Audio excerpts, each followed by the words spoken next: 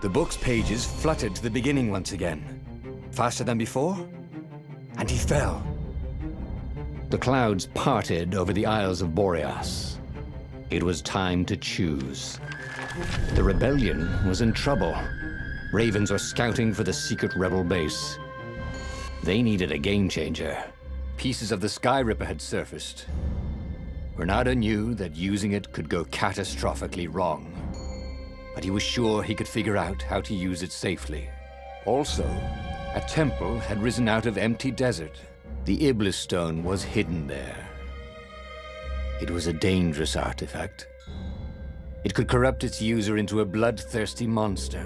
Maybe he could find a way to use it, to take its power without surrendering to its wickedness. And also, his old friend Lapino needed rescuing. Of course, Renato had a pretty strong suspicion that Lapino had betrayed the rebellion, and he had a gut feeling that he needed to use that to his advantage. The island was windswept desert. No one went there except ostriches and ostrich hunters.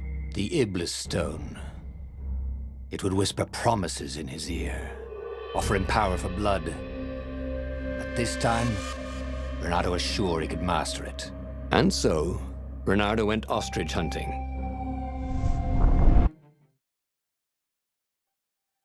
Every child could sing verses about the Sky Ripper, but ancient codices held hints of other things.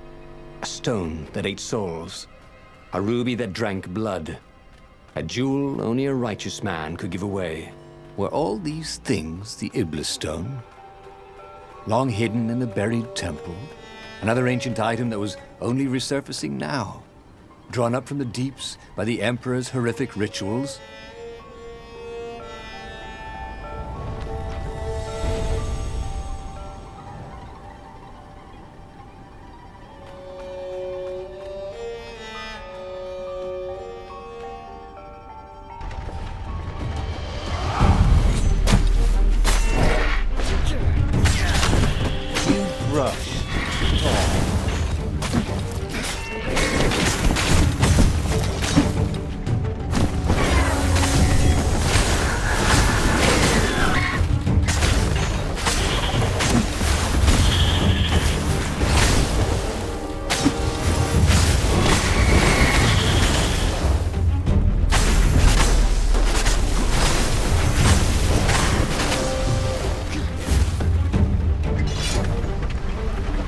Ravens were already here, cawing in frustration. They were still searching for a way in. Good. Then he hadn't come too late. He could learn new skills, if only he'd take the time to figure out which.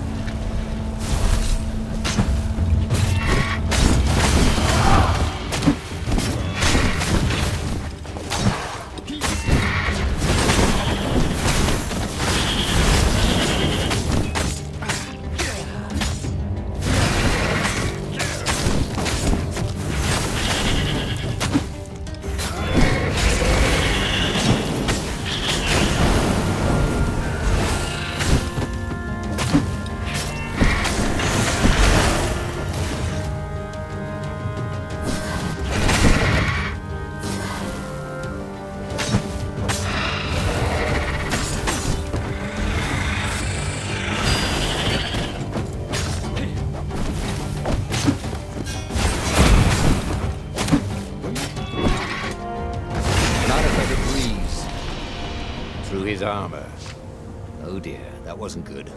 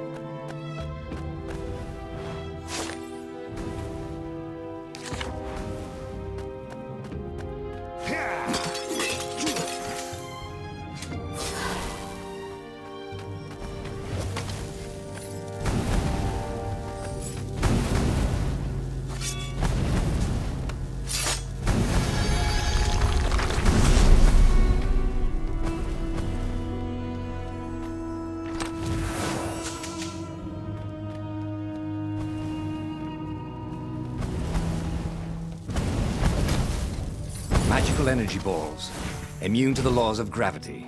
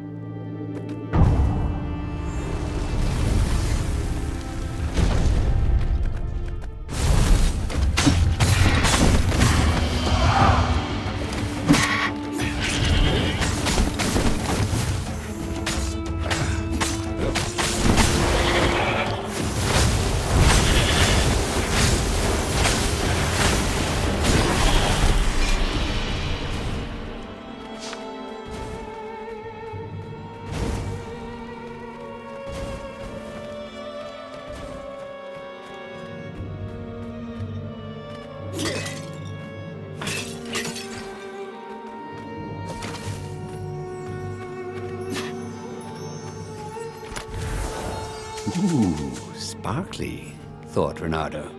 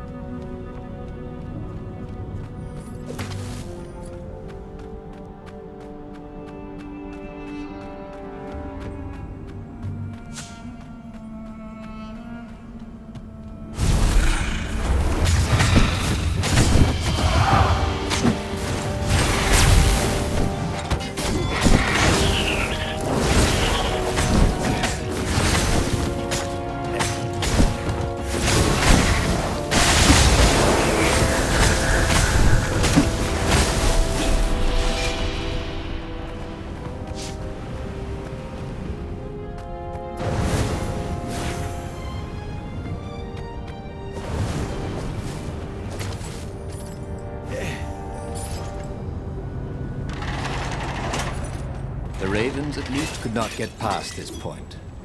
Obviously, the temple builders knew how to deal with tomb raiders.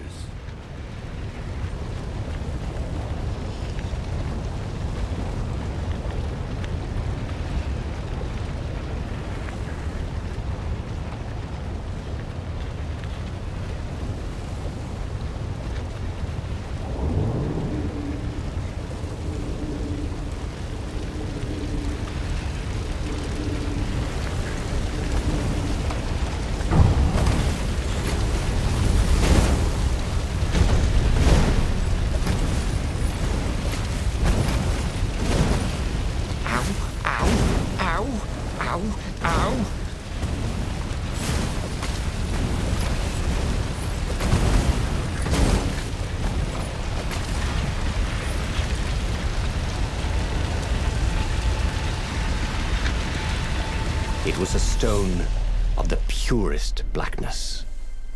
It reflected no light, like a void made solid. Nervous, he picked it up. I can make you mighty. Who said that? Give me blood. It was the stone, eager, thirsty. Kill the Emperor's daughter.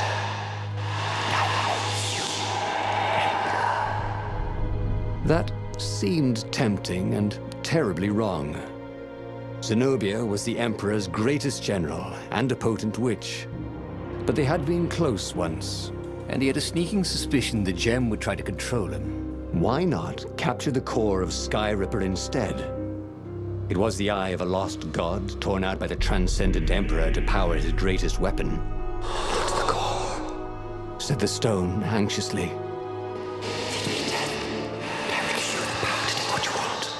But even though Renato knew how evil the gem was, he had a clever plan for dealing with it. Why was he listening to a talking rock? But the rock had a point. If the stone could truly turn him into a powerful warrior, he could defeat the Emperor with the very weapon the wicked old toad had sought for himself. To be a hero, you had to sacrifice old friends sometimes. Especially when they've become enemies.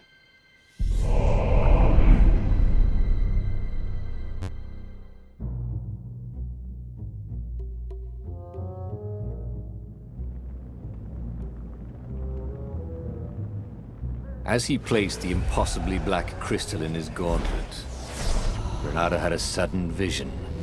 Charred fields covered in dead ravens below a black sun. Was it the time of the lost gods before the transcendent Emperor? Was it the future? Feed souls, it whispered. Take the power. He could feel the stone's hunger for souls, its thirst for blood. All right, I get it. This was going to be interesting.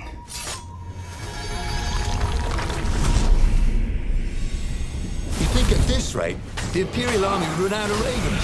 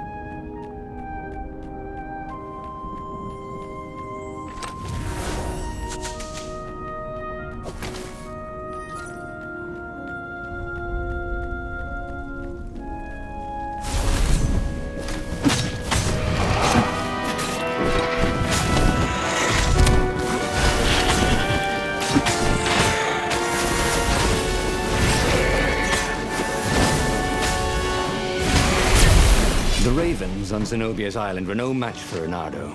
They screamed as the stones sucked out their souls. And with each death, he felt stronger. Take the power, the stone told him.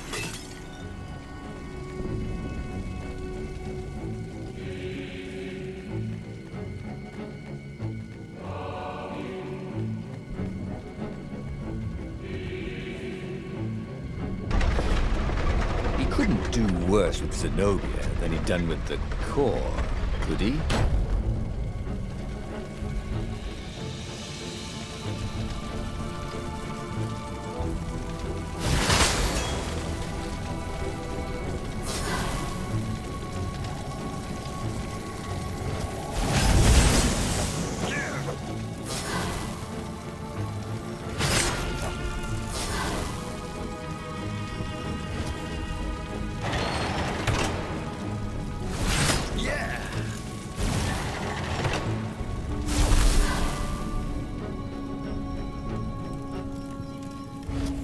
Zenobia was waiting for Renato.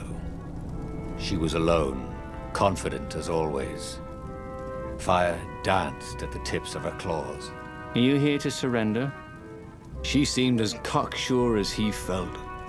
But she didn't know he had the stone. And I've missed you too, love. He chuckled. She spotted the stone and bolted without another word.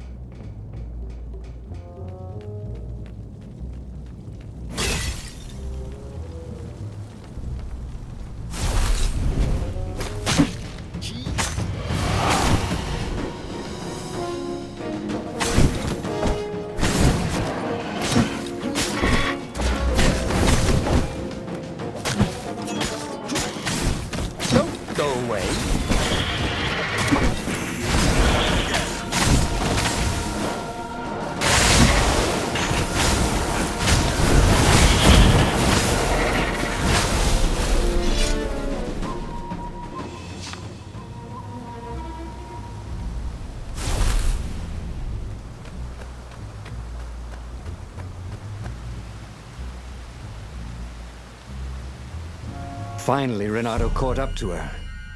He had never seen her scared before. At school, she'd been the determined, brave one. Now her eyes were wide, frightened. He didn't like seeing her this way. "Kill her," whispered the stone. "You cannot win your rebellion without it. Please." "No," said Zenobia. "Not that way." Oh, they had been so close once.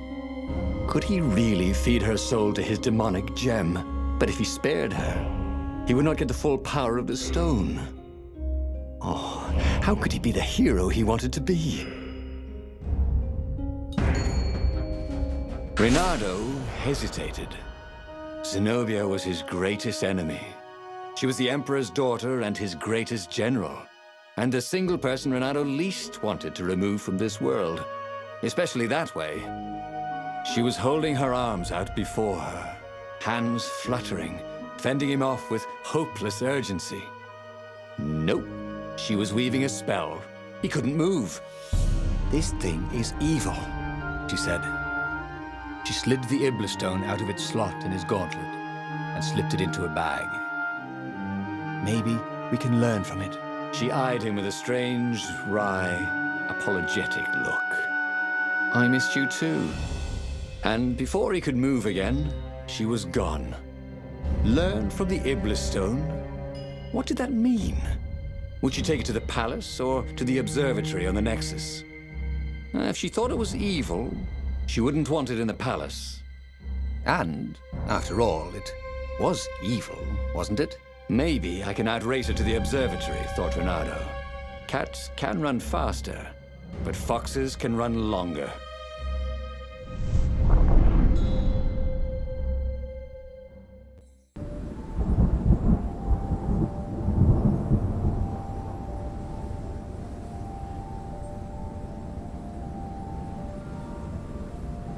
Renato felt a little sick.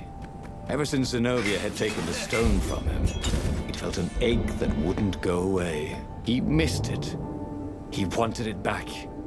He needed it back. Why hadn't he killed her when he had the chance? She was the enemy. He hadn't even seen her in 14 years. Why had he hesitated? "You're a sucker for an empowered woman." Renato kicked himself. "Don't make that mistake again."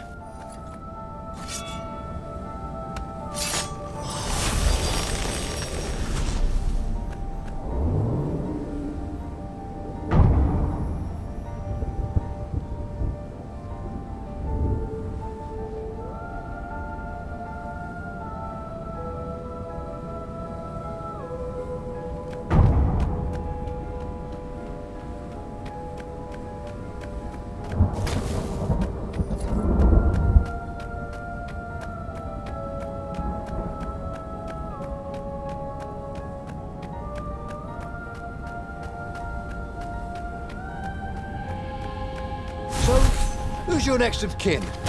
Just wondering.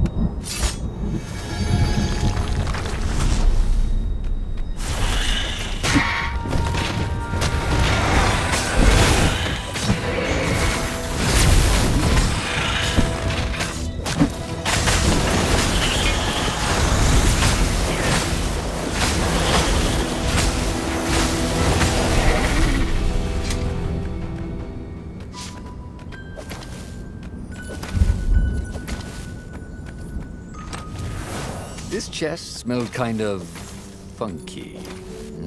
Zenobia thought the stone was evil. Was it? Well, yes, but he still longed to have it back. He'd felt so good killing ravens with it, and yet he'd felt unclean ever since he'd touched it. She confused him. She'd made him want to be a better fox, and then she'd abandoned him, never telling him she was the Emperor's daughter, never contacting him since. Well, who was she to tell him the stone was evil?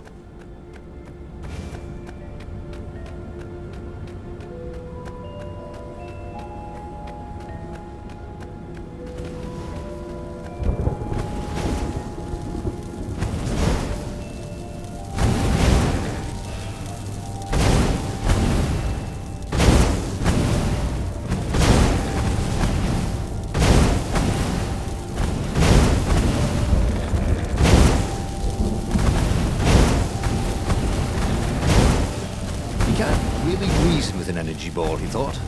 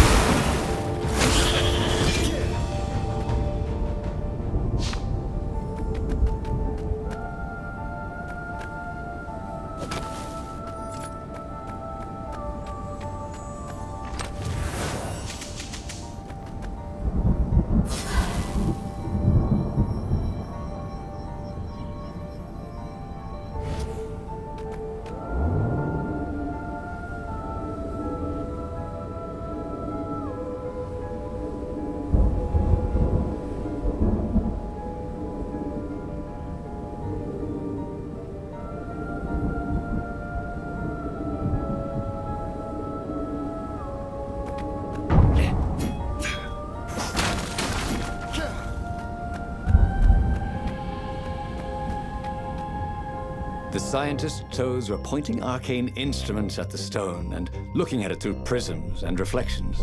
Mine, said Reynardo as he took back the stone. Well, we need it for science, croaked the toads. So he killed them. He felt better immediately. Smarter, too. I thought you'd never come for me, whispered the stone. Then, a far-speaker toad croaked in something like Zenobia's voice. Reynardo, leave the stone with the toads. It will swallow your soul. You'll kill everyone you love. That did seem vaguely familiar. But Reynardo had an army to lead, an empire to bring down.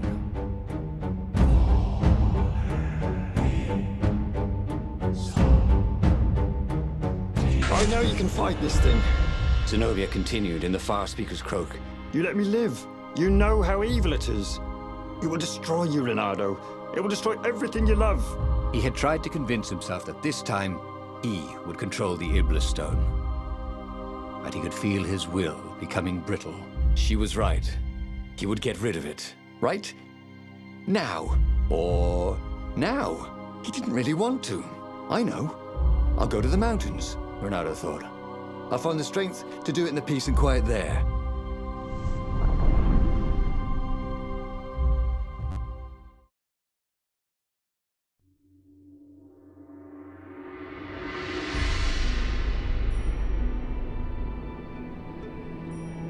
As the Farfarer landed at the foot of the mountains, Reynardo was surprised to find Lapino there. What are you doing here?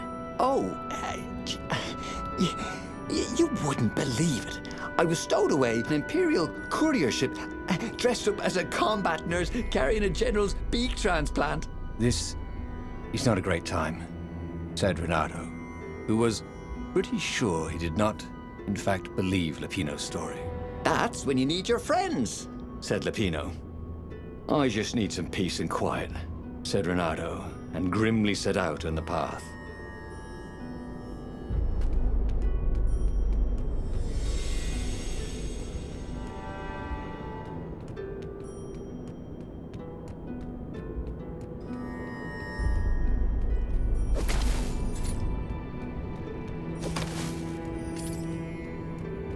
Look, it's not personal, but you smell terrible.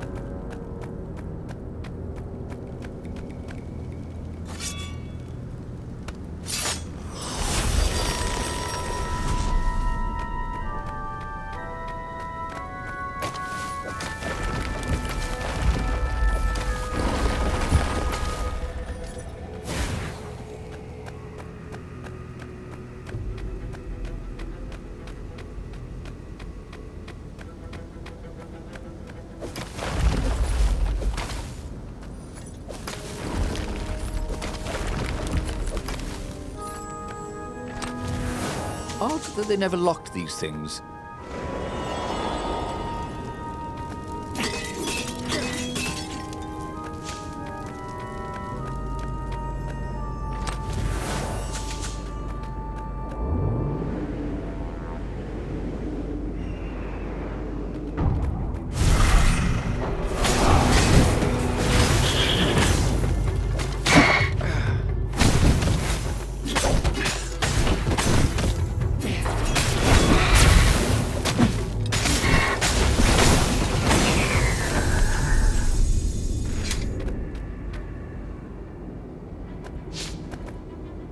Renato told his friend how he had slaughtered the toads, and how he had nearly slain Zenobia.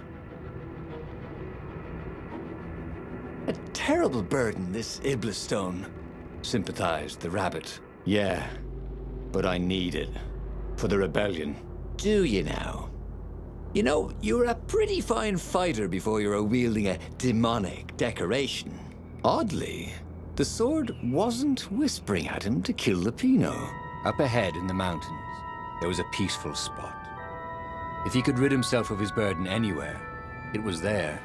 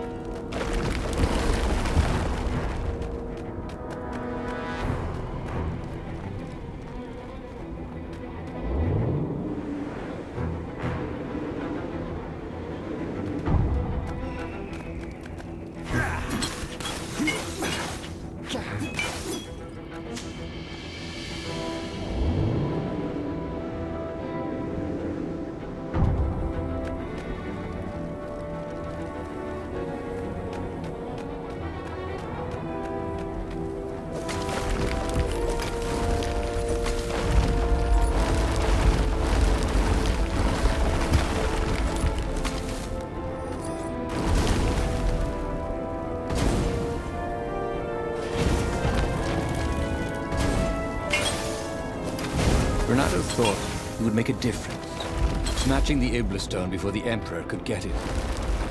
But it would destroy him. Zenobia and Lupino, they were both trying to save him. Peace.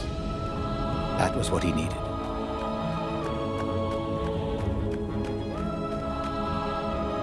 So much for peace and quiet. There was Lupino. Again. You're stronger than some dumb rock, Lupino said. Let's just bury it, and no one will ever find it again. Renato could feel the spirit energy of all those dead ravens inside him, pecking away. The rabbit was right. Even if the rabbit was a traitor, he was still right. He tore the Iblis Stone from his gauntlet and threw it into the hole Lupino had dug. Stone was silent, probably sulking. Now whoop those Imperials, said Lupino. Are you coming?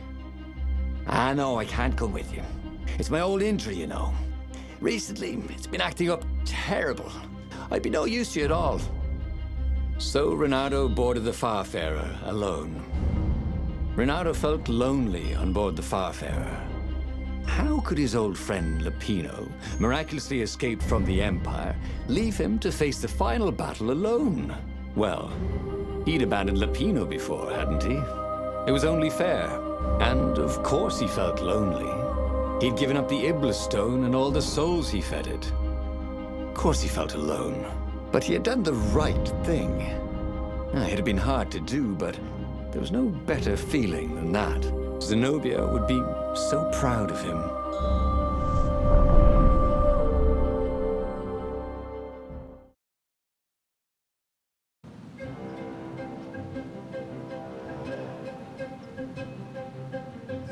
The battle, alas, was not going well. He no longer had the stone, and he'd never gotten the core. Lupino wasn't with him, and he was up against Zenobia, out there somewhere, maneuvering the Emperor's forces. The rebels had been outnumbered from the start, and he still had that aching longing for the stone. But that is what it means to be a hero. He would fight his way to Zenobia. He would show her what he was capable of. Just him, with no diabolic accoutrements. He would win, no matter the odds. Big eyes you have.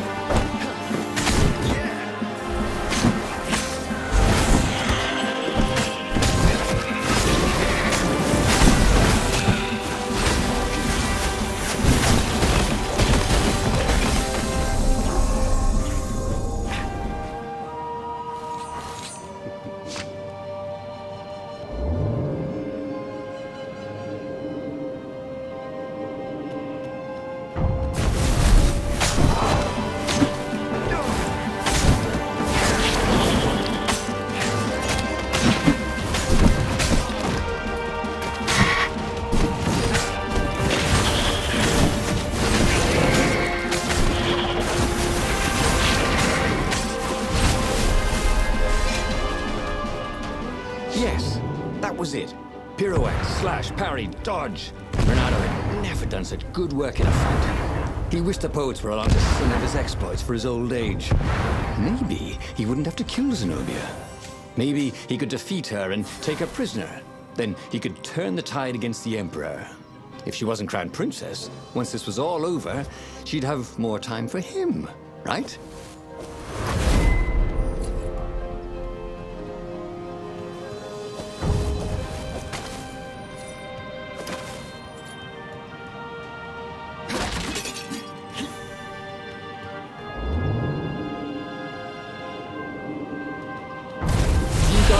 ever eat fresh food? You don't smell like it.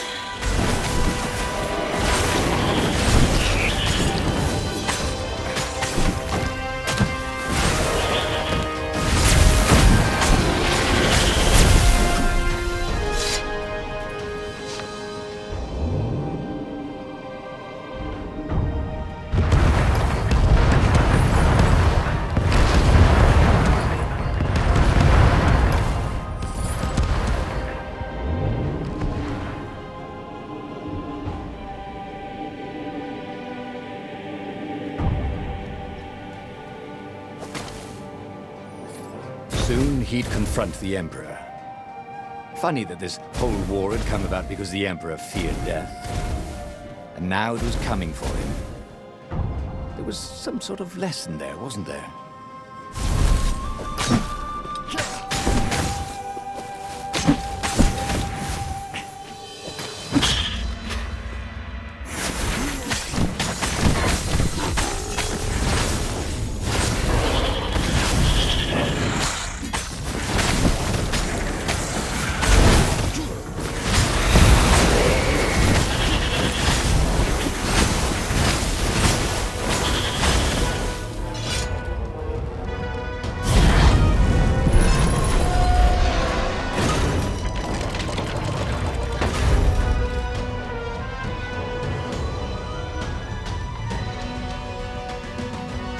By some miracle, Renato fought his way to the Emperor's ship. He was exhausted, bleeding, but he'd found the strength to reject the stone. Zenobia came out of the ship. "Renato!" she shouted, and then she fell down and died. Lapino was behind her, wielding a sword that seemed to suck all the light out of the sun. You idiot! You threw the stone away! Cried Lapino. "You said it was evil." It hates sanctimonious prigs like you, laughed Lapino. We're having a grand old time. Renato turned and ran. But no matter where he ran, Lapino jumped in front of him until Renato was cornered. That boy could hop. "You wouldn't do this to an old friend, would you?" cried Renato. You mean this? Said Lapino as he slid the sword into Renato's guts. Damn it! Again? Oh, again? But he already had all the secrets he needed. He was sure of that. He must have not used them the right way. What was the best, worst mistake he could make? Probably trusting that traitor Lapino.